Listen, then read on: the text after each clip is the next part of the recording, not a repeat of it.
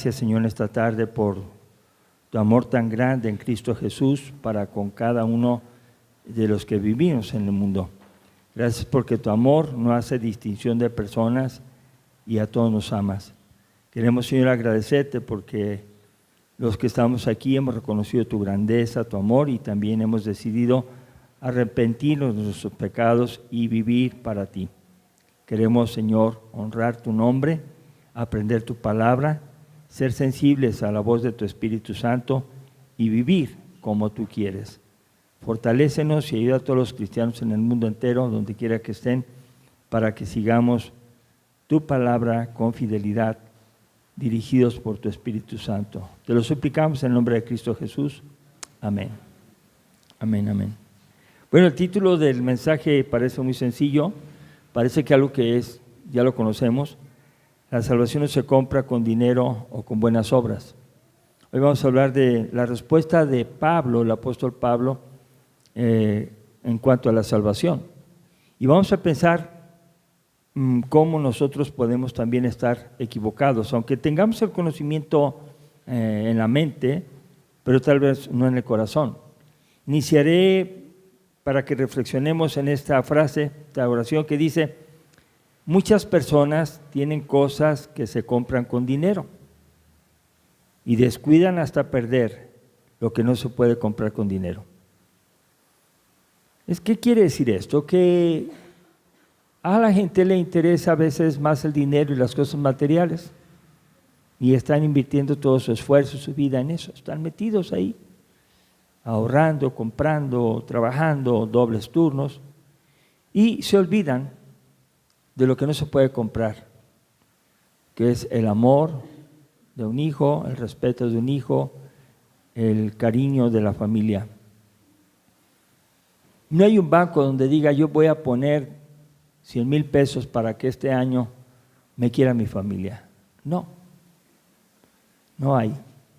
Y aquí puedo ver que la salvación es algo parecido. Yo no puedo llegar y decirle: Dios, ¿con qué puedo comprarte mi salvación? ¿Con cuánto dinero o con cuántas buenas obras? Y entonces podemos ver que en la Biblia describe dos tipos de personas. En Filipenses 2:21 podemos leer ahí como dice: porque todos buscan lo suyo propio, no lo que es de Cristo Jesús. Entonces hay personas que solamente están pensando en ellos mismos. ¿Estás cansado? Se duermen. ¿Tienen hambre? Comen. ¿Quieren distraerse? Pues se van a distraer. Pero nunca están pensando en su prójimo. Si está casado, en su cónyuge. Si tiene hijos, no está pensando en sus hijos. Y este es el caso de muchos hombres que llegan del trabajo y dicen: vengo bien cansado. Y ya no hace nada. ¿Verdad? ¿Por qué? Porque los hijos tienen que entender que deben de guardar silencio y la esposa tiene que servirle al grado que descanse. Yo pregunto, ¿las mujeres no se cansan? Claro que se cansan, y se cansan a veces mucho más que los hombres. Y ellos no pueden decir lo mismo. Pero aquí vemos cómo hay personas que solamente piensan en lo suyo, en lo suyo. O sea, piensan en sentirse bien, y vamos a ver cómo Pablo tendría estas mismas actitudes de solo pensar en él y en lo que él hacía.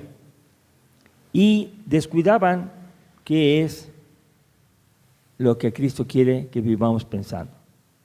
Bueno, gracias a Dios que los que estamos acá pensamos en venir a aprender de Cristo y su palabra. Entonces, aquí estamos.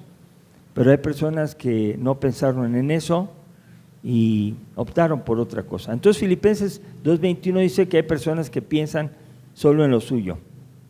Solo en lo suyo. Entonces, si les dices algo y no les gusta, pues están siendo ofendidos. Pero imagínense cómo Cristo hablaron de él y dijeron tantas cosas de él, pero él no se ofendió. Él pensó en que necesitaba hablar más y más para su salvación. Si no, a la primera de cambios, como decimos, Jesús hubiera regresado al cielo, No se regresó. Se quedó hasta que Él fue el Cordero de Dios que quita el pecado del mundo. La segunda clase de personas que existimos en el mundo son los verdaderos creyentes, que están descritos en Colosenses 3, del 1 al 2. Colosenses capítulo 3, del 1 al 2 dice así: Si pues habéis resucitado con Cristo, buscad las cosas de arriba donde está Cristo sentado a la diestra de Dios.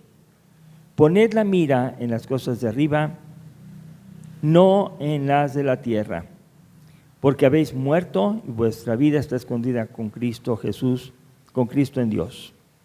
Entonces aquí es el otro tipo de personas que existimos. Pues hemos muerto al pecado, hemos resucitado a vida eterna por Cristo Jesús y ya no estamos buscando solamente las cosas de la tierra, sino estamos buscando las cosas de arriba. Y aquí tiene que haber un equilibrio, un equilibrio, porque el equilibrio es una persona que está pensando seguir a Cristo, debe aprender a vivir feliz con lo que tiene, contentos con lo que Dios le da oportunidad de tener y trabajar, pero no está poniendo su confianza y su felicidad y su gozo en las circunstancias, o en lo que tiene, o en lo que le falta. Bueno, esto quiere decir que hay un ladrón para la paz que Dios nos quiere dar. Un ladrón que está diciendo: mira, te falta esto. Mira, lo que tiene aquel es mejor que lo que tú tienes. Mira, aquella persona se está riendo y parece que está riendo de ti.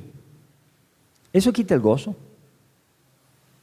Usted y yo no tenemos que estar viendo las cosas terrenas como si eso fuera la razón de nuestra felicidad. ¿Cuánto ganas?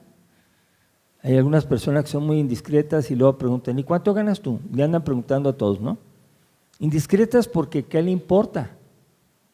O sea, en el buen sentido de la palabra, ocúpate de tu salario, de tu trabajo y vive administrando lo que tú tienes. Cada quien debe estar contento con lo que tiene. Y no viviendo preguntando para decidir si es feliz o infeliz. No, no es así. Los verdaderos creyentes, esa segunda parte sí, de personas que son los verdaderos cristianos, pues ponen sus ojos en las cosas de Cristo. Y disfrutamos, vamos a decirlo así, disfrutamos lo que tenemos, ¿verdad? Bueno, lo disfruto. Pero no solamente me quedo ahí, sino que lo comparto. Y esa es una gracia muy maravillosa que Dios tiene. De su gracia tomamos todos, dice la Biblia. Nosotros podemos ver el gozo de tener algo y decirle: yo le llevo a su casa, yo le quiero compartir esto. Yo estoy contento de tener vida con Cristo y quiero compartirle el Evangelio a usted. Me gustaría que lo conociera. Bueno, el verdadero cristiano está ahí descrito. Pablo estaba en una situación difícil porque estaba en la cárcel en Roma del año 59 al 61 después de Cristo. Estaba ahí por causa de predicar las buenas noticias de salvación de Jesucristo.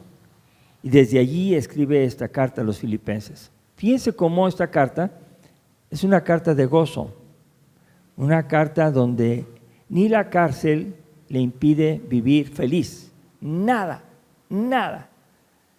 Algunas veces nosotros perdemos la felicidad porque no somos como Cristo, diríamos así.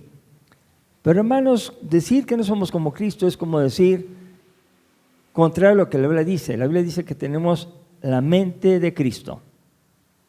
La Biblia dice que el fruto del Espíritu que vive en nosotros es amor, gozo, paz, paciencia.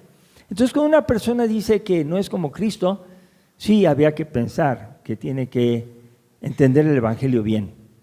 Porque si tiene a Cristo, tiene que demostrar lo que dice. Entonces, Pablo supera y escribe esta carta de gozo, que es Filipenses, a los que vivían en Filipos.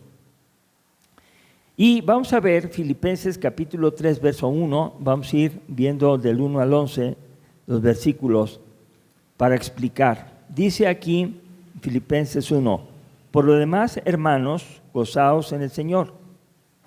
A mí no me es molesto el escribir las mismas cosas y para vosotros es seguro. ¿Qué hace Pablo?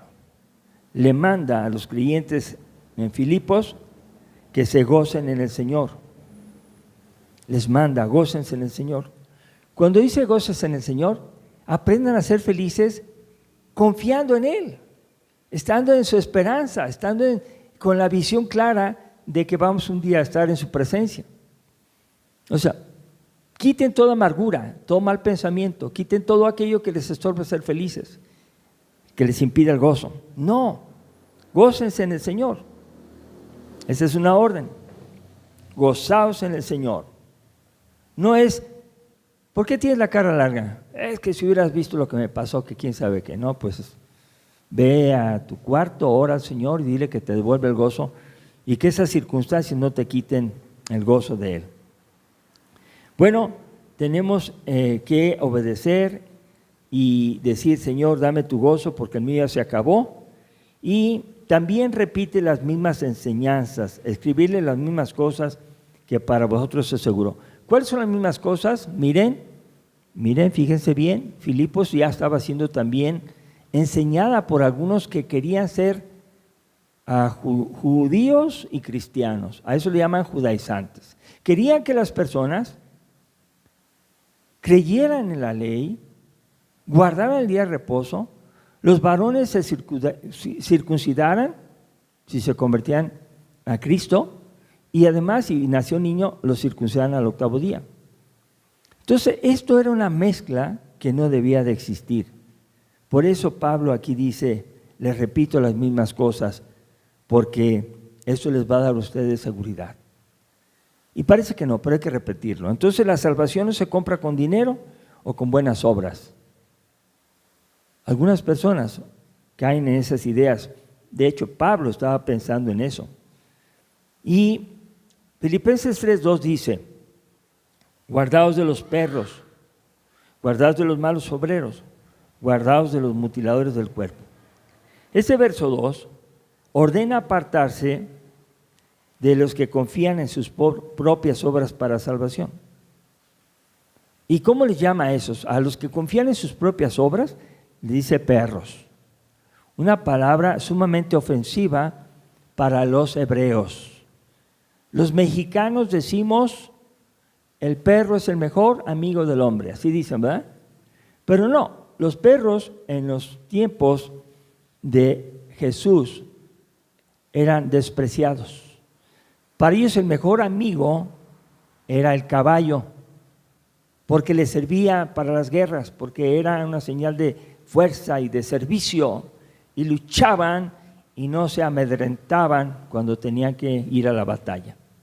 Sin embargo, los perros es una mala palabra en el sentido hebreo, porque lo que hacían era esto: los perros andaban en la calle comiendo la basura que hasta la fecha los vemos que hacen ahí cuando andan en la calle. Los perros eran una señal de irresponsabilidad, de no tener prudencia. Hasta la Biblia dice, por ahí ustedes han de recordar, que el perro vomita y ¿qué hace? Se vuelve a comer su vómito. O sea, eso es algo que descalifica a los perros. Bueno, podemos ver ahí que la primera cosa es ofensiva, la segunda es peor, malos obreros. Y personas que dicen que trabajan, sí, pero trabajan para dañar la obra del Señor. Trabajan para dividir, para acarrear para su propio beneficio. Ellos son obreros que no enseñan la salvación por gracia, sino la salvación por obras. Desvían el mensaje verdadero. Malos obreros no son bien vistos por Dios. Y sí logran infiltrarse en las congregaciones desde los tiempos de Pablo. Por eso Pablo dice, guárdense, cuídense, aléjense de los que son malos obreros. Y esto no es fácil hacerlo, porque la primera cosa es que tenemos una enseñanza para respetar a las autoridades, y es correcto. Pero se obedece a una autoridad hasta que esa autoridad es fiel a Dios. Cuando una autoridad, sea quien sea, del grado que sea, pastor, lo que sea, desobedece a Dios, en ese momento la iglesia ya no está obligada a obedecer al pastor. A él se le tiene que atender como una persona que necesita corregir su conducta. Y el pastor tiene que demostrar no solamente arrepentimiento, sino tiene que demostrar un cambio total de conducta y permanente. Bueno, malos obreros no quieren arrepentirse. Ellos lo que hacen es causar daño. ¿Y a quién se refiere a los mutiladores del cuerpo? ¿Qué es mutilar? Mutilar es cortar, es quitar. Y a los que circuncidaban por razones religiosas, como eran los judíos, y que se habían convertido a Cristo, entre comillas, pero querían seguir circuncidando, eso les dicen mutiladores. O sea, le están quitando una parte de su cuerpo para que demuestre que es un verdadero cristiano que obedece la ley de Dios. Hermanos, no es necesario. Por eso Pablo tenía esas confianzas antes. Pablo por eso perseguía a los cristianos, porque él decía, están mal. Y Pablo hasta pedía cartas para ir a sacar a los cristianos de donde estuvieran y entregarlos a la cárcel, llevaba apoyo y cuando le preguntaban si quería que los matara, él daba su voto y decía, mátenlos. ¿Por qué? Pablo entonces hace una evaluación de sí mismo en los versos 3 al 8 que dicen así, porque nosotros somos la circuncisión, los que en espíritu servimos a Dios y nos gloriamos en Cristo Jesús. Fíjense lo que dice, no teniendo confianza en la carne, aunque yo tengo también de qué confiar en la carne.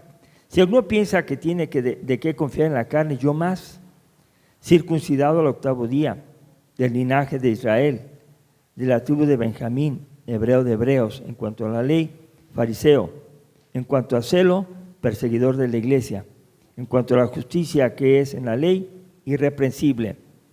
Pero cuantas cosas eran para mi ganancia, las he estimado como pérdida por amor de Cristo. Ciertamente, aún estimo todas las cosas como pérdida por la excelencia del conocimiento de Cristo Jesús, mi Señor, por amor del cual lo he perdido todo y lo tengo por basura. ¿Cómo es que él piensa? Cuando ya Pablo ha convertido a Cristo, cuando él ya ha tomado la decisión, vamos a ver cómo se evalúa. Fíjense, bien, Pablo estaba lleno de orgullo, lleno de mucha buena actitud hacia él. Él era poderoso y él empieza a decir, miren, ahora en el verso número 3, dice, nosotros somos la circuncisión. Ahora, ¿cuál es la circuncisión? Dice ahí, los que en espíritu servimos a Dios. Ahora, ¿qué es entonces lo que tenemos que circuncidar? El corazón. Lo que impida al corazón hacer la buena obra de Dios. Y esa circuncisión del corazón, dice, nosotros somos la circuncisión, los que en espíritu servimos a Dios y nos gloriamos en Cristo Jesús. Los verdaderos cristianos no tienen confianza en nada de lo que hacen. Nada. Tienen toda su confianza puesta en lo que hizo Jesús y con el Espíritu Santo hacen todas las cosas. Hermanos, ustedes y yo podemos disfrutar de la dirección del Espíritu Santo. Por ejemplo, el Espíritu Santo te dice, levántate y ponte a orar. Y tú dices, ¿será mi imaginación? No, haz caso y levántate y ponte a orar. O le puede decir el Espíritu Santo, deja de jugar con el niño y pon atención. Y entonces es el Espíritu Santo que lo está diciendo. No es el pastor, es el Espíritu Santo que te está hablando a ti. Digo, si te está hablando, porque algunos tenemos una sordera espiritual que aunque le digan uno las cosas al Espíritu Santo no hacemos caso. La manera de vivir y ser gozosos en la vida es escuchar el Espíritu Santo y decir, todo tiene su tiempo. Ahorita es tiempo de esto y voy a hacerlo. ¿Verdad? Cuando hay que jugar, hay que jugar. Cuando hay que poner atención, hay que poner atención. Y si tú no le enseñas a eso a un niño, el niño va a hacer lo que tú le estás enseñando. Desorden en lugar de debe de tener orden. Pablo no tenía ese problema porque había sido enseñado rigurosamente él tenía mucha confianza antes en sus obras, porque dice, nací yo de la tribu de Benjamín, linaje de Israel. O sea, yo soy judío de pura cepa. O sea, yo soy meramente judío. Ni siquiera lo compró por dinero, no creyó siendo gentil, no, él había nacido ya en la misma tribu de Benjamín. El rey Saúl era de la tribu de Benjamín. Benjamín era uno de los dos hijos que quería mucho Jacob, porque era la esposa que más quería. Entonces Benjamín es para Pablo un orgullo. Miren que yo soy de la tribu de Benjamín, hebreo de hebreos, circuncidado al 8º día. O sea, conmigo no se pasaron ni un día. El día que me tocaba la circuncisión, fui circuncidado como manda la ley. Ay, pues ¿qué era para él eso? Orgullo, hebreo de hebreos, tribu de Benjamín, circuncidado al 8º día. Y luego dice, en cuanto a su crecimiento en la ley de Moisés, era fariseo. Era una persona muy estudiada, muy conocedora de la Biblia, bueno, de las escrituras del Antiguo Testamento. Él conocía mucho. Por eso estaba tan orgulloso y creía que tenía la razón siempre. Además, era muy fiel a su religión que perseguía a los cristianos. Él no era tibio. Él decía, no, aquí los cristianos son herejes.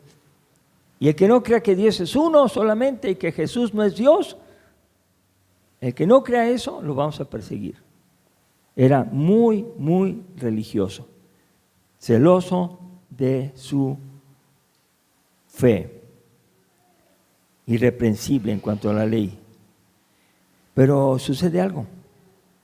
Cuando conoce a Cristo, en el verso número 7, dice, pero cuantas cosas eran para mi ganancia, ya las he estimado como pérdida por amor de Cristo. ¿Qué hizo Pablo? Pablo se detuvo y vio su vida. Fíjense lo que hizo. Cuando Pablo conoce a Jesús, es porque va en camino a Damasco para atrapar más cristianos y llevarlos a la cárcel. Pero en ese momento, una luz en medio del día más resplandeciente que el sol, brilla sobre ellos y se caen. Él queda ciego en ese momento y él pregunta, entendiendo que era Dios, Señor, ¿quién eres? O sea, a ver, ¿qué me pasó? ¿Por qué estás aquí? Él sabía que no era un accidente de la naturaleza, no. ¿Quién eres, Señor? Y Jesús contesta, yo soy Jesús, a quien tú persigues. Ahora, Jesús no estaba siendo perseguido por Pablo. Jesús ya había muerto y resucitado, ya no estaba presente. Entonces, ¿a quién estaba persiguiendo? A los cristianos. Pero él perseguía a los cristianos. Y lo que le hagan a un cristiano, deben de escucharlo. Se lo hacen a Cristo. Entonces hay que tener mucho cuidado con lo que decimos y hacemos en contra de algún cristiano.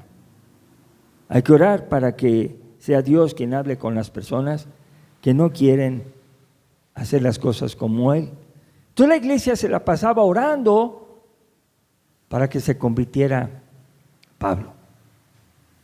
Y le tenían miedo. Bueno, él dice, ¿cómo era yo? Ya dije cómo era.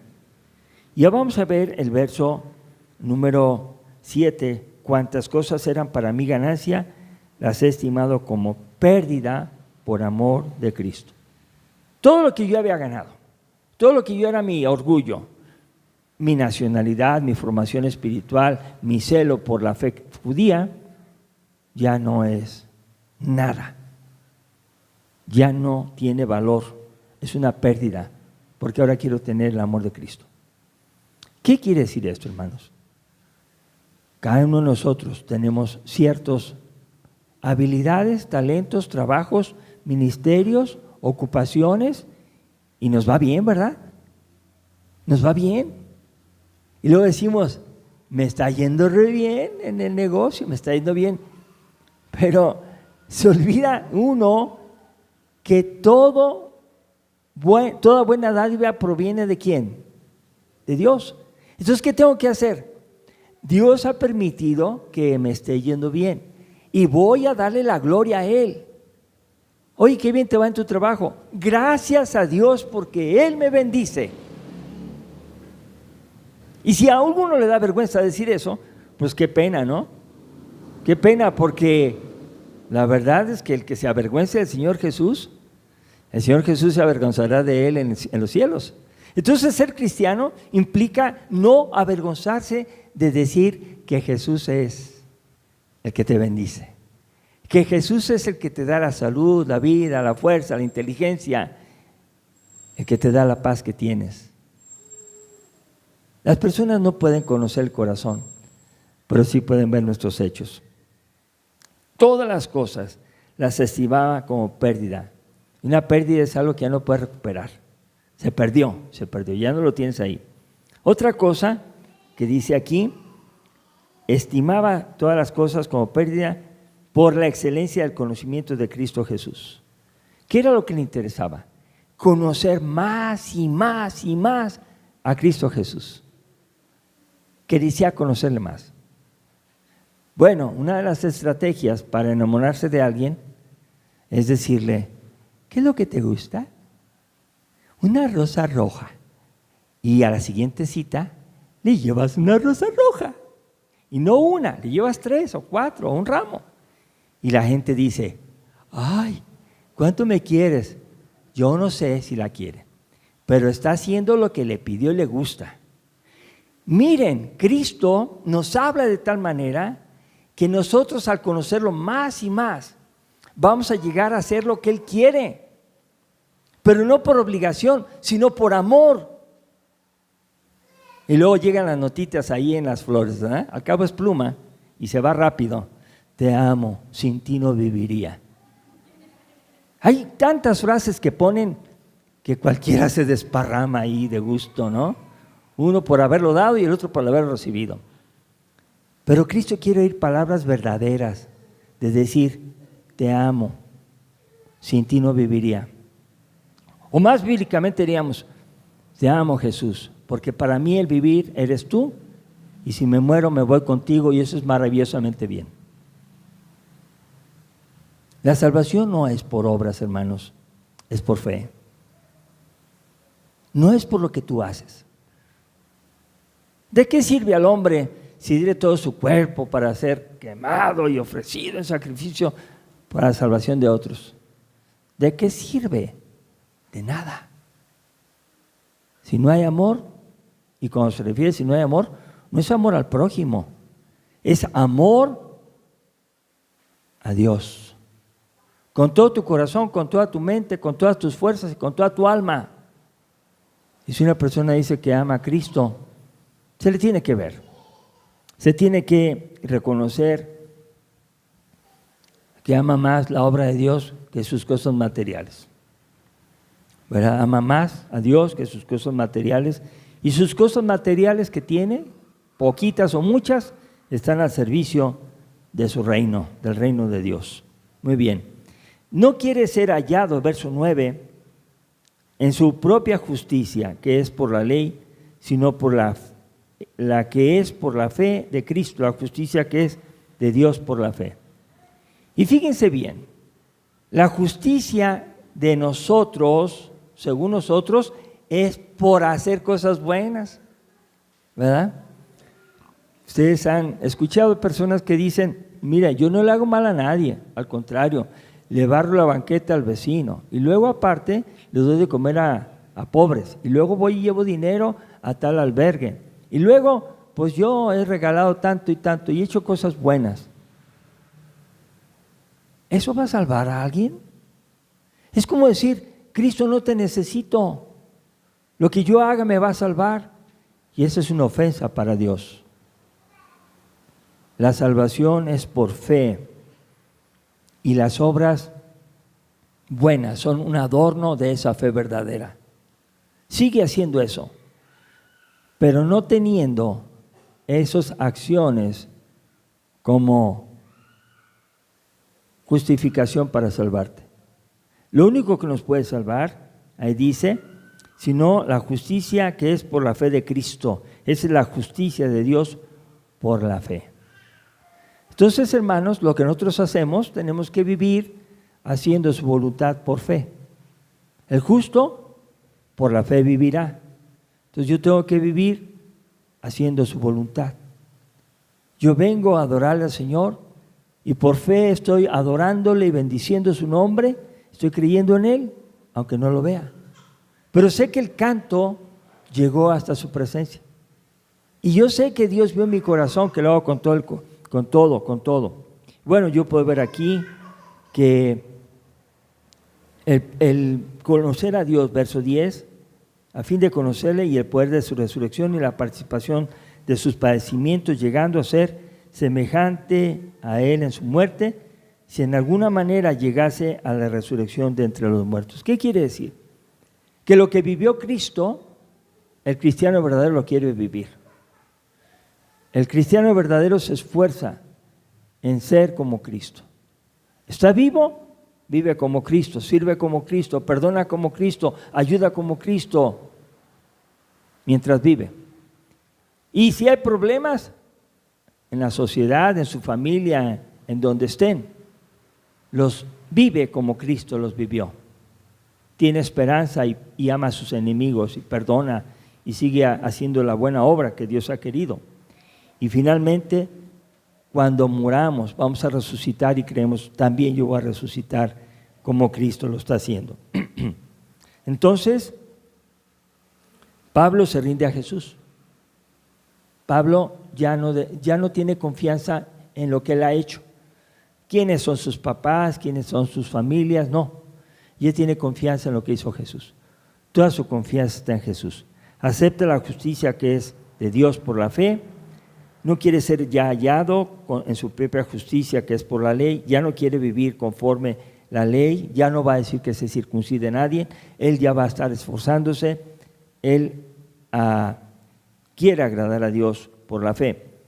Acepta que desea conocer a Cristo, seguirlo, participar en sus padecimientos, llegando a ser semejante a Él en su muerte y en su resurrección. Entonces, la salvación no se compra con dinero, ni con buenas obras.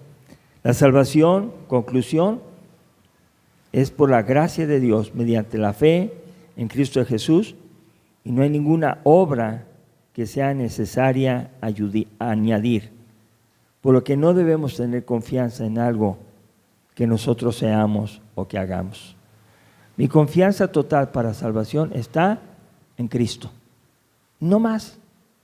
Todo lo que haga maravillosamente bien, hagámoslo según tengamos la posibilidad de hacerlo.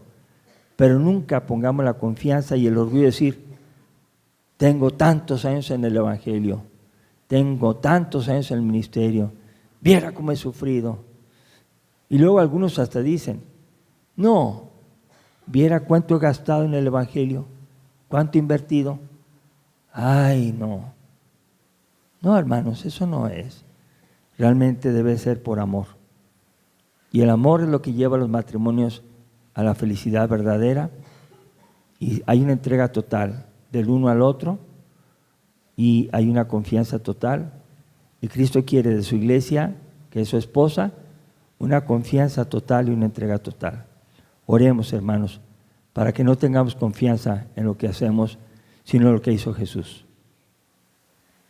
Señor Jesús, te damos gracias porque tú tocaste ese corazón tan fervoroso de Pablo, pero a la vez tan ciego para ver que la salvación no es por la circuncisión ni por las obras de la ley, y que por eso hizo muchas cosas malas, así como también nosotros pudimos haber sido muy, muy sinceros y fieles a enseñanzas religiosas erróneas, pero te pedimos perdón y queremos, Señor, que nos transformes a todos y nos llenes de tu Espíritu Santo para que podamos hacer las buenas obras que has preparado para que hagamos por amor y no para salvación, sino porque tenemos la salvación.